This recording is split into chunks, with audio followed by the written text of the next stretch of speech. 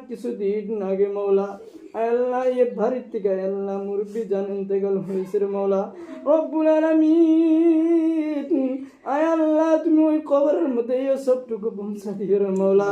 রব্বুল আলামিন আয় আল্লাহ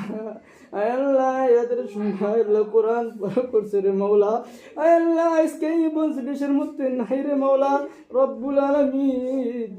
আয় আল্লাহ তুমি কবরের মধ্যে আল্লাহ সবটুকু পৌঁছা দিও রে মৌলা রব্বুল আলামিন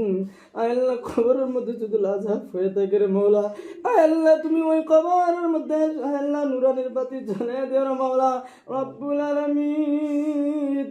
আয়